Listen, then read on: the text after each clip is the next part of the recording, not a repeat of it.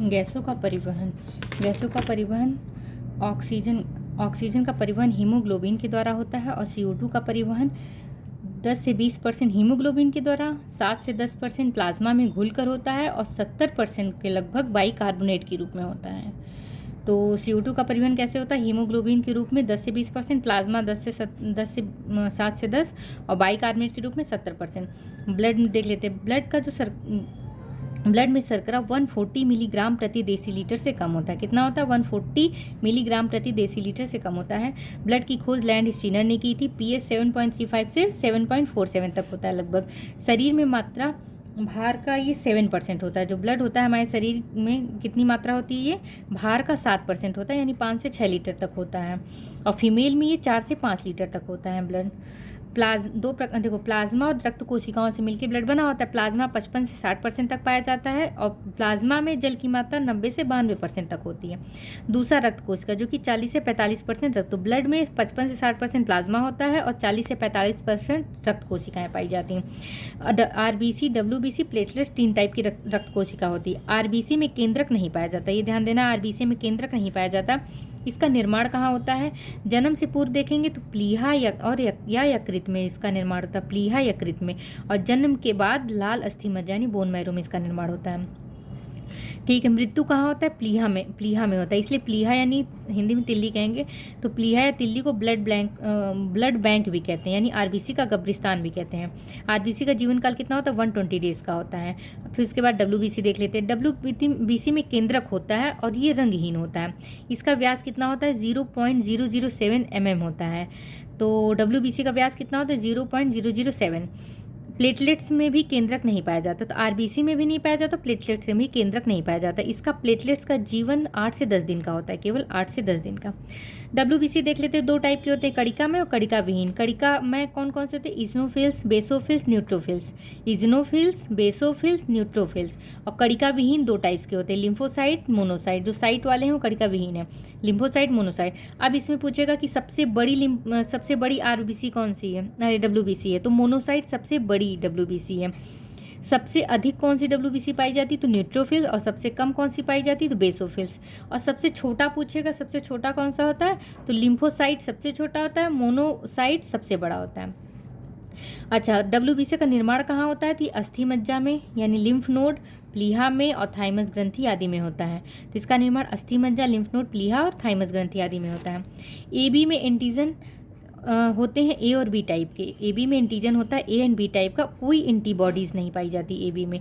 और O type में blood group में एंटीजन पाया ही नहीं जाता, एंटीजन नहीं पाया जाता, एंटीबॉडी पाई जाती A एंड B टाइप की, antibodies A and B type की पाई जाती है। उसके बाद देख लेते कपाल में हमारी हड्डी की संख्या कितनी होती है? हम पढ़ी थी 7 होती है।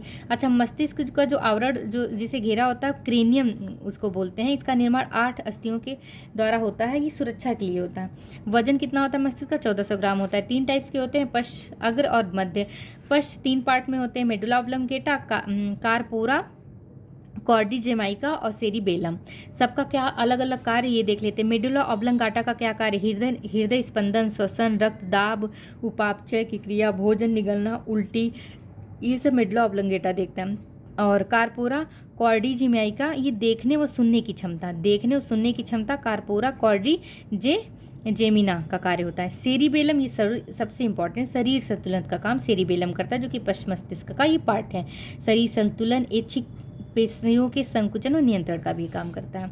उसके बाद अग्र मस्तिष्क देखते हैं। अग्र मस्तिष्क 3 टाइप के हो गए हमारे।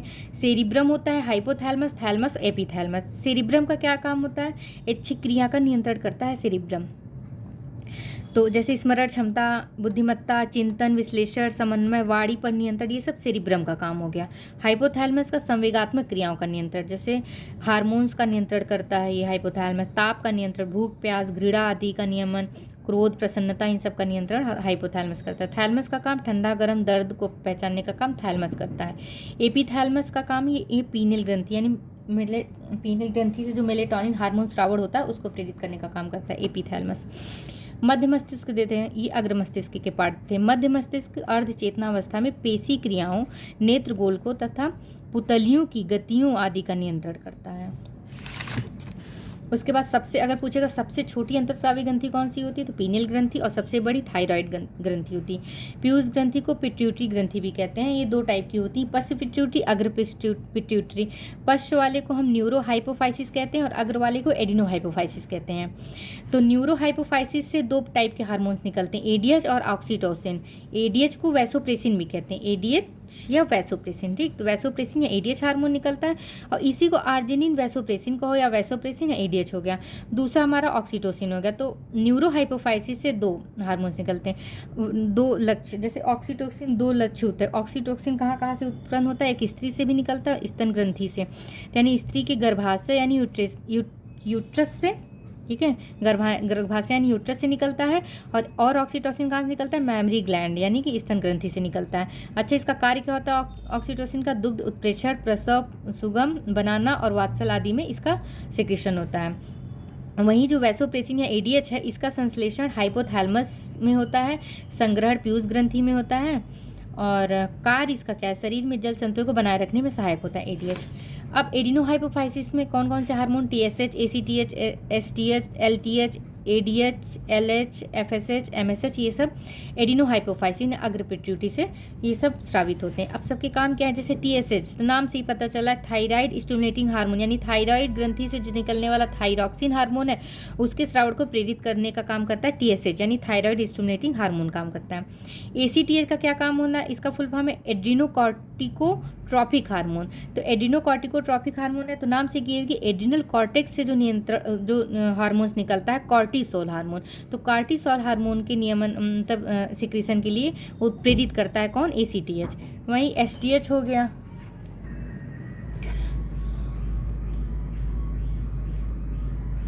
अब उसके बाद आता है सोमैटोट्रॉपिक हार्मोन, ठीक है। तो सोमैटोट्रॉपिक हार्मोन का काम क्या है, नाम से ही पता चल रहा है। सोमैटोट्रॉपिक हार्मोन को ग्रोथ हार्मोन भी कहते हैं, यानी शरीर में वृद्धि नियंत्रण का काम करता है ये। अच्छा, अगर इसकी अधिकता हो जाती है तो भीमकायता यानी जीजेंटीज्म रोग हो जाता है। इसकी कमी से बौनापन यानी डॉर्फिज्म रोग हो सकता है। एलटीएच हार्मोन का क्या काम होता है, ल्यूटियोट्रॉपिक हार्मोन, इसका फुल फॉर्म है ल्यूटियोट्रॉपिक हार्मोन। इसको दुग्धजनक हार्मोन भी कहते हैं। एलटीएच हार्मोन को दुग्धजनक हार्मोन भी कहते हैं, क्योंकि शिशु हेतु स्तनों से दुग्ध का स्रावण हेतु दुग्ध के स्रावण को वो करता है, प्रेरित करने का काम करता है ल्यूटियोट्रॉपिक हार्मोन। एडीएच को एंटी ड्यूरेटिक हार्मोन भी कहते हैं, अन्य नाम इसका आर्जिनिन वैसोप्रेसिन भी कहते हैं। एडीएच को ये तो पता है हमें, शरीर में जल संतुलन को बनाए रखने में सहायक होता है ADH. FSS follicle stimulating hormone, यानी फॉलिकल स्टिमुलेटिंग हार्मोन, यानी कि ये वृषण यानी जो वृषण का काम क्या होता है, शुक्राणु जनन होता है। ओवरी यानी अंड जनन मतलब होता है ओवम बनने की प्रक्रिया को अंड जनन कहते हैं, ठीक है। तो ओवरी और वृषण से, यानी वृषण में जो शुक्राणु जनन होता है और ओवरी में जो अंड जनन होता है, और जो मादा हार्मोन एस्ट्रोजन है, इन सब में जो होता है सहायता करने का काम कौन करता है, फॉलिकुलर स्टिमुलेटिंग हार्मोन करता है, ठीक है। यानी एस्ट्रोजन हार्मोन को प्रेरित करने का काम करता है। एस्ट्रोजन हार्मोन को मादा हार्मोन है, एस्ट्रोजन हार्मोन एक मादा हार्मोन है, तो इसके हार्मोन को प्रेरित करने का काम फॉलिकल स्टिमुलेटिंग हार्मोन का है।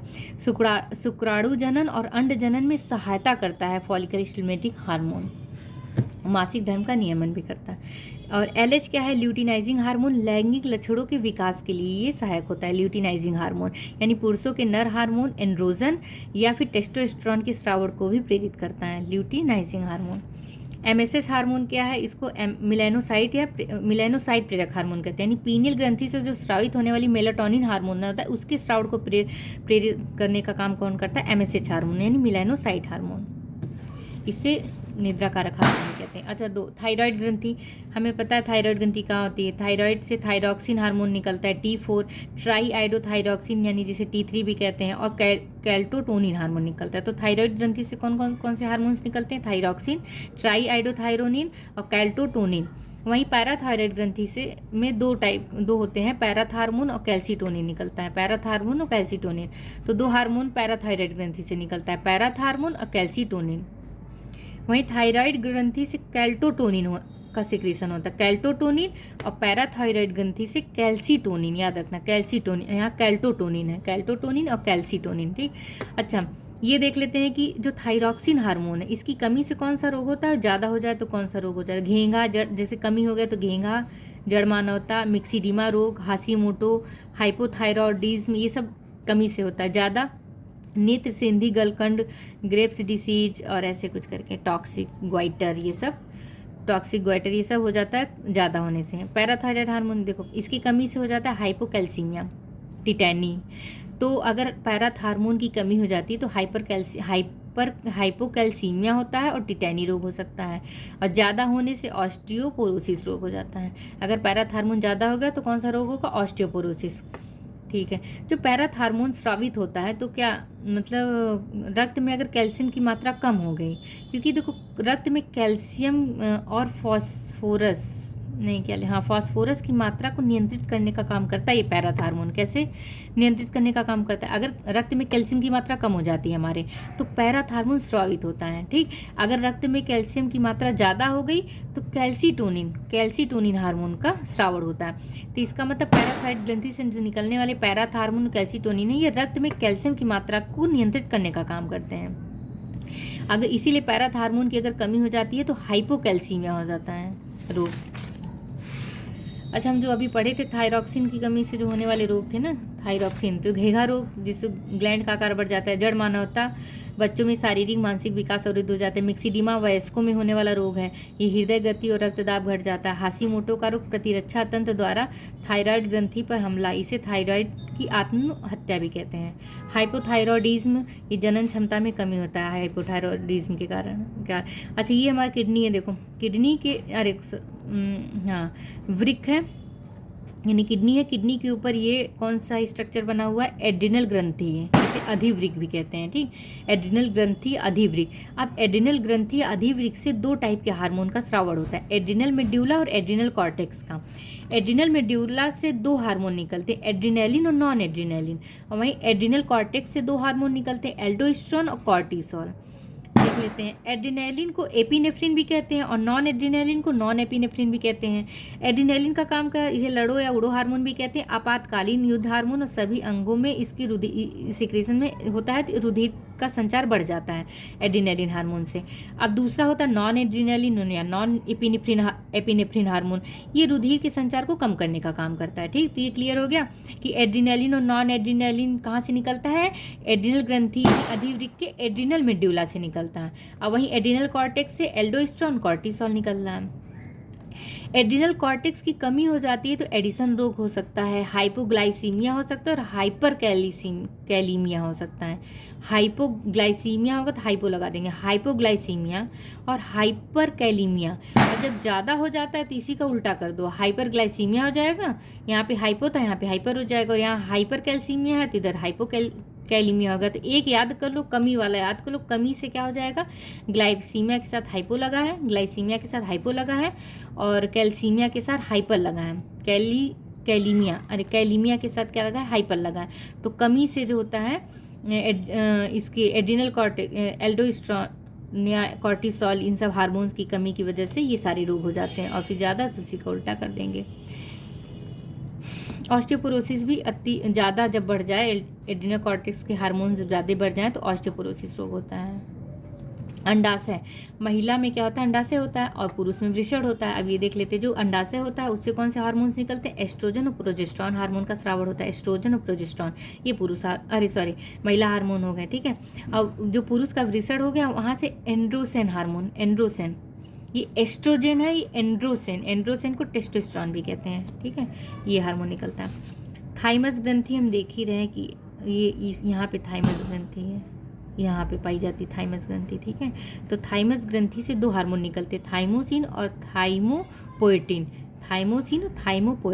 तो थाइमस ग्रंथि से कौन से हार्मोन निकलते हैं? थाइमोसिन, थाइमोपोएटिन। वृक्क, किडनी से कौन कौन से हार्मोन निकलते हैं? किडनी से कैल्सीट्रॉल, रेनिन हार्मोन और एरिथ्रोपोएटिन। तो तीन टाइप के हार्मोन निकलते हैं। कौन कौन से हार्मोन निकलते हैं? कैल्सीट्रॉल, रेनिन और एरिथ्रोपोएटिन हार्मोन निकलता है किडनी से।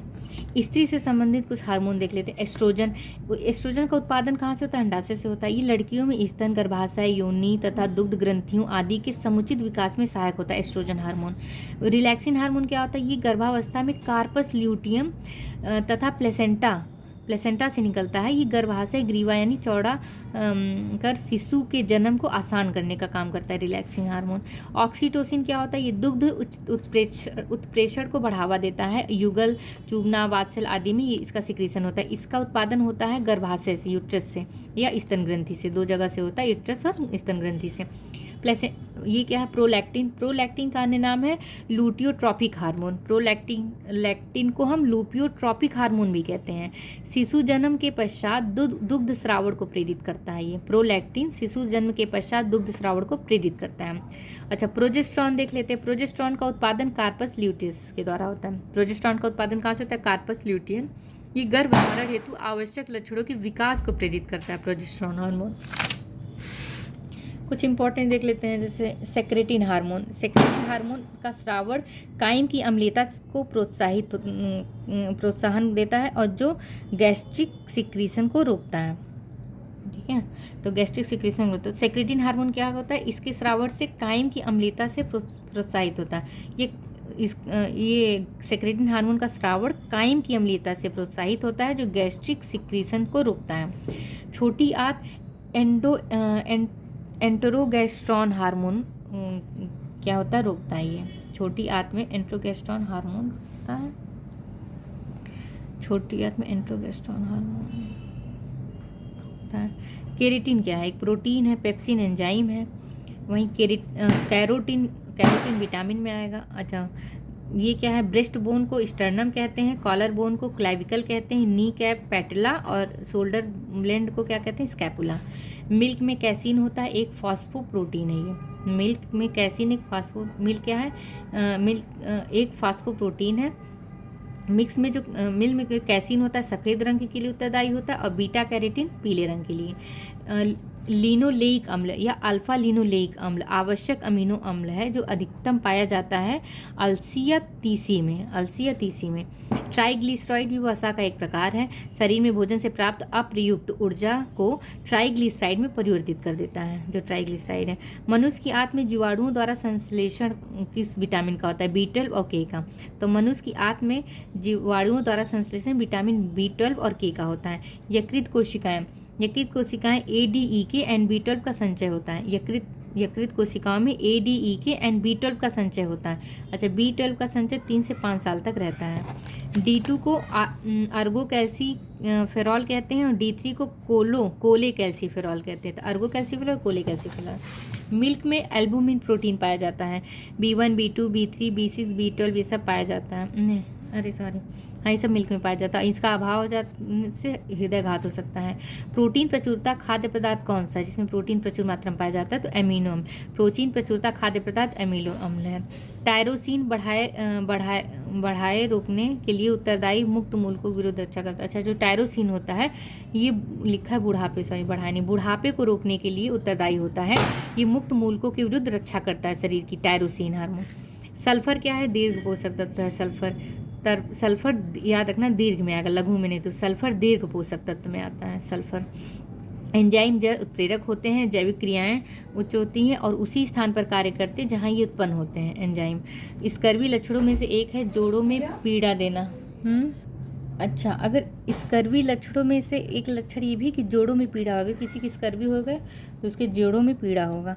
B12 मानव शरीर में संश्लेषित होते पड़ चुके हैं। अनसैचुरेटेड फैट अधिक अभिक्रियाशील होते हैं। जो अनसैचुरेटेड फैट होते हैं वो अधिक अभिक्रियाशील होते हैं। और डबल बॉन्ड इसके जो होता है कार्बन परमाणु के मध्य डबल बॉन्ड होते हैं अनसैचुरेटेड फैट के। इंस्पायरेशन और एक्सपायरेशन देख लेते हैं। जो इंस्पायरेशन होता है उसमें 78% नाइट्रोजन क्या होता है अंदर जाता है, और एक्सपायरेशन में 78, मतलब नाइट्रोजन की मात्रा नहीं बदलती। 78% अंदर जाएगा, 78% बाहर भी जाएगा। ठीक है। ऑक्सीजन इंस्पायरेशन सांस लेंगे तो 20% ऑक्सीजन जाएगा, और निकालते समय ऑक्सीजन की मात्रा कितनी होगी? ये 5 तो कम हो जाएगा, 15.7% हो जाएगी। तो सांस लेते समय 20% ऑक्सीजन, हम छोड़ते समय 15.7% ऑक्सीजन रह जाएगा। ठीक है। उसके बाद कार्बन डाइऑक्साइड की मात्रा 3% कितनी है? 0.03%। ठीक है, तो हम इंस्पायरेशन के समय 0.03% होती है कार्बन डाइऑक्साइड की मात्रा, और जब हम सांस छोड़ते हैं तो 3.6 हो जाती है, 3.6% हो जाती है कार्बन डाइऑक्साइड की मात्रा। जल वाष्प भी सांस लेते समय 0.5% होता है और छोड़ते समय 6.2% होता है। अन्य गैसों सभी वापस, ठीक है।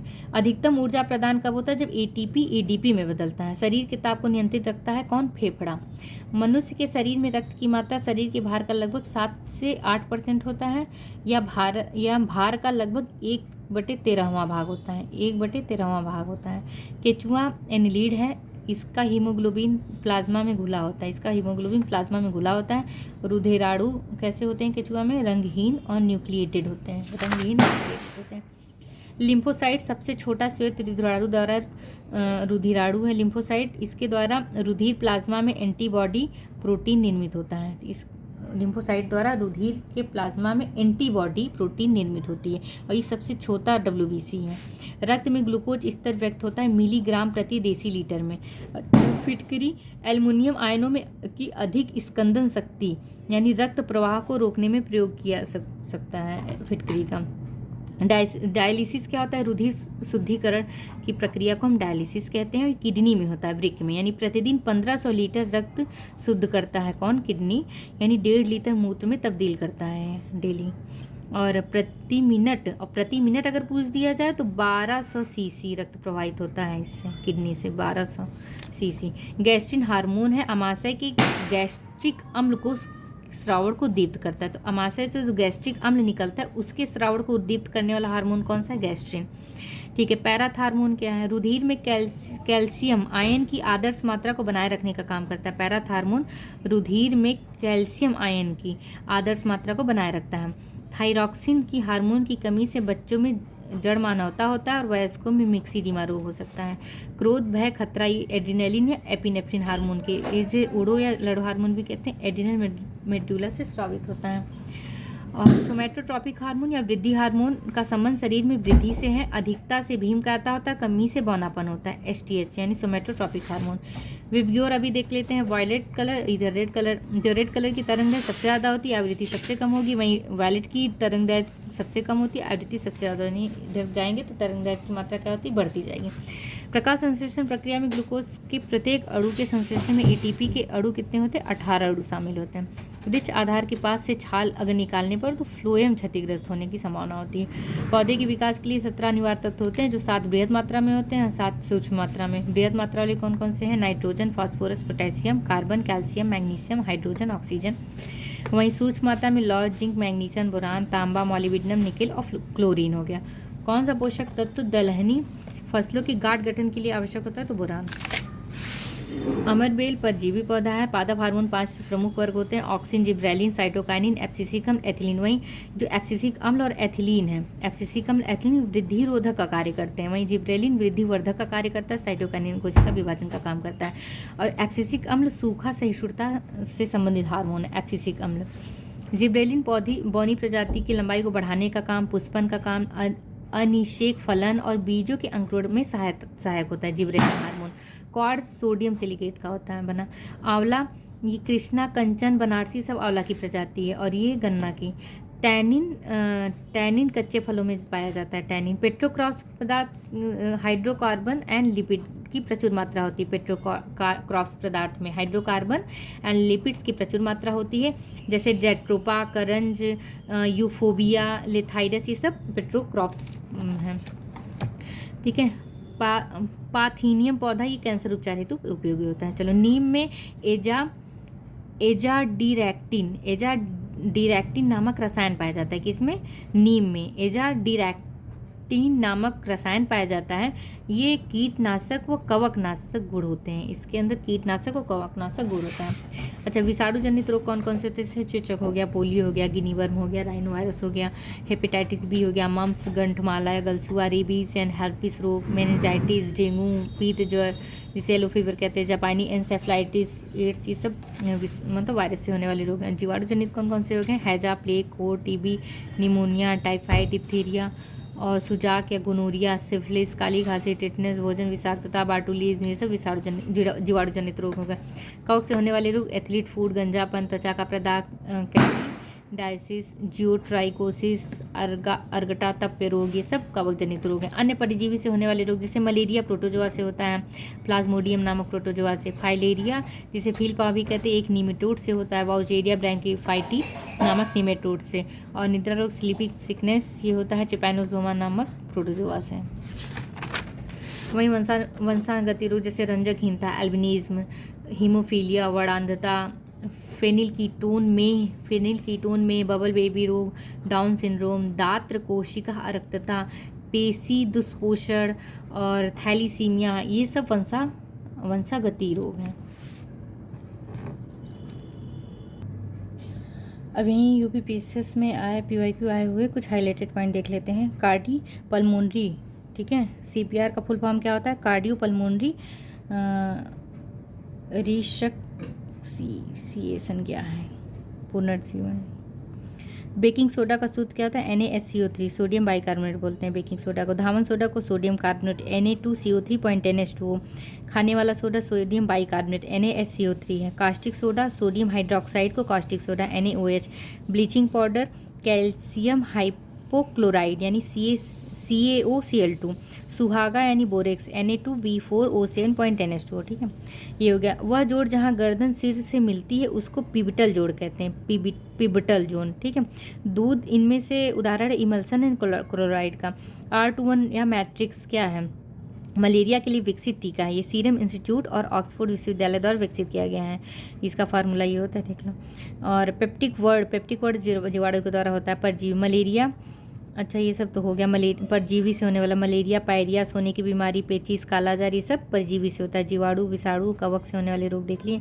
मानव हृदय कितने चैम्बर होते हैं? मछलियों में 2 चैम्बर होता है, वहीं मेढकों में और सरीसृपों में 3 और पक्षियों में 4, ठीक है। अन्य कीट, पक्षी, पौधा जैसे Venus fly trap, pitcher plant, cobra lily, Dionaea, Drosera और यूट्रिकुलेरिया, ये सब अन्य कीट पक्षी पौधे हैं, ठीक है। कीट पक्षी पौधा नेपेंथिस और घटपर्णी, ये भी कीट पक्षी पौधा ही है, ठीक है। स्वास्थ्य क्षेत्र में तो बजट का क्वेश्चन हो गया। डिप्थीरिया का टीका को टोगजैट, ये जीवाणु से होता है डिप्थीरिया। नाक व गले की श्लेष्मा झिल्ली प्रभावित करता है, तो इसकी एक टीका है डिप्थीरिया का टोगजैट नाम से, ठीक है। प्राथमिक प्रदूषण में आता है पारा, सीसा भी प्राथमिक प्रदूषक में आता है। जो पारा और सीसा है ये भी प्राथमिक प्रदूषक में आता है। डीडीटी प्राथमिक प्रदूषक में आता है, इसके साथ पारा और सीसा भी प्राथमिक प्रदूषक। बायोमास ऊर्जा का स्रोत नहीं, परमाणु ऊर्जा बायोमास ऊर्जा का स्रोत नहीं है। बेलिसस हीमोफिलिस इन्फ्लुएंजा किसका कारक है? छोटे बच्चों में मेनिनजाइटिस और निमोनिया का, ठीक है। और दिष्टकारी, AC करंट को DC करंट में बदलना दिष्टकारी। खड्डे नाशक जीवाणु में गन्ने का लाल सड़न कवक, आलू का कृतंग रोग, ऑक्सीजन कमी से गेहूं का साहू रोग कीट से होता है। नाइट्रोजन की आवश्यक अवयव नहीं है कार्बोहाइड्रेट का, और सिर्फ विटामिन K and D का करता है, यानी मानव शरीर अपने लिए आवश्यक सभी विटामिन का संश्लेषण स्वयं नहीं करता, सिर्फ विटामिन K and D का करता है। रक्त में शर्करा का स्तर मापन की इकाई क्या है? Milligram decilitre. सामान्य स्तर 70 से 100 mg/dl होता है। सूर्य की रोशनी परिवर्तित करने से ताजा बर, फिर समरस्थल, फिर घास का मैदान, फिर कोरधारी वन हो गया, ठीक है। विद्युत विभव एक अदिश राशि है। मात्रा किसका? वोल्ट है। पृथ्वी का विभव हमेशा शून्य रहता है। राइबोफ्लेविन की कमी से चेलोसिस रोग हो जाता है। रेडियोधर्मी एक नाभिकीय गुण है। शरीर में हृदय गति संतुलन करने का अंग कौन है? पश्चिम मस्तिष्क। प्रतीप शर्करा ग्लूकोज प्लस फ्रैक्टोज इस समान मात्रा में पाई जाती है प्रतीप शर्करा में, ठीक है।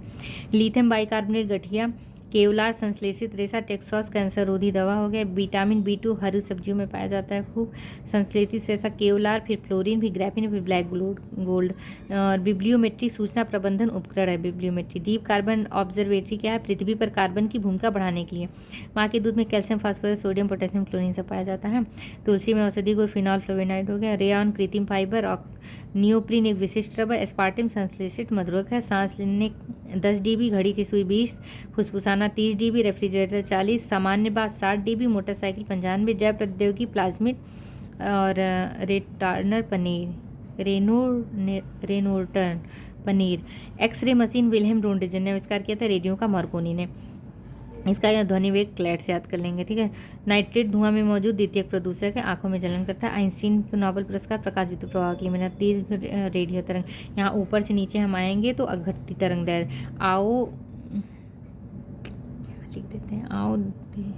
आओ देखे प्यार से एक्स गर्लफ्रेंड को। आओ देखे प्यार से एक्स गर्लफ्रेंड को, तो आओ से अवरक्त हो गया, देखें से दृश्य हो गया, प्यार पराबैंगनी, एक्स से एक्स और फिर गामा, और दीर्घ लघु रेडियो वाला याद कर लें स्टार्टिंग में। तो ऊपर से नीचे तक आएंगे तो तरंग दैर्घ्य घटेगा, यानी तरंग दैर्घ्य घटेगा, नहीं तरंग दैर्घ्य घटती तरंग दैर्घ्य, हाँ ऊपर से नीचे, यानी सबसे ज़्यादा तरंग दैर्घ्य ऊपर वाली की पाई जाएगी, सबसे कम नीचे वाली की तरंग दैर्घ्य, उल्टा आवृत्ति कर देना। उसके बाद रेशम लाख शहद ये कीटों से प्राप्त होता है। ट्रांसफार्मर अन्योन प्रेरण के सिद्धांत पर कार्य करता है। अपचायी ट्रांसफार्मर उच्च विभव वाली निर्बल प्रत्यावर्ती धारा को निम्न विभव वाली प्रबल विद्युत धारा में बदलता है। उच्चाई ट्रांसफार्मर निम्न विभव वाली प्रबल धारा को उच्च विभव वाली निर्बल विद्युत धारा में बदलने का काम करता है। B12 प्रति अरक्तता, मानव शरीर में स्टार बनाने वाला एंजाइम कौन सा? डायस्टेज है।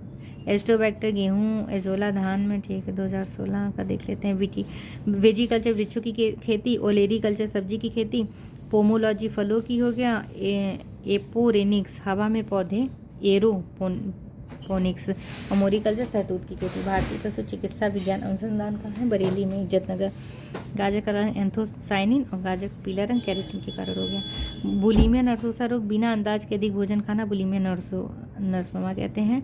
एनोजमिया रोग, वजन बढ़ने के डर से नहीं खाता, एनोजमिया रोग, एनारेस्मिया रोग कहते हैं, ठीक है। ल्यूकीमिया रक्त कैंसर, ये फास्फोरस 32 का उपयोग करता है। थायराइड आयोडीन 131, कैंसर की कोबाल्ट 60, रक्त परिसंचरण सोडियम 24, और छोटा ट्यूमर के लिए आर्सेनिक 74। पौधे नाइट्रोजन नाइट्रेट के रूप में प्राप्त करते हैं। पायरोहीलियोमीटर का प्रयोग सोलर रेडिएशन के मापन में होता है। टेट्राप्लेजिया, हाथ पैर धड़ सभी में पश्चाताप, दूसरे टेट्राप्लेजिया कहते हैं। पेचिस, टाइफाइड, डायरिया, हैजा, ये सब जलजनित रोग हैं। एल्युमिनियम के एस बॉक्साइड क्रायोलाइट को रंडम होता है। कांसा तांबा और टिन से मिलकर बनता है। प्रकीर्णन के द्वारा आकाश का नीला रंग, सूर्योदय और सूर्यास्त के समय जो लाल सूर्य दिखाई देता है वो प्रकीर्णन के द्वारा होता है, ठीक है। बुलेट प्रूफ खिड़की बनाने में प्रयुक्त बहुलक पॉलीकार्बोनेट। बायोलॉजिकल रीसर्फेसिंग में जोड़ों की सर्जरी होती है। सेरेब्रल पॉल्सी यानी मस्तिष्क विकार है, 7 वर्ष से कम बच्चों में होता है। निश्चेतक है नाइट्रोक्लोरोफॉर्म।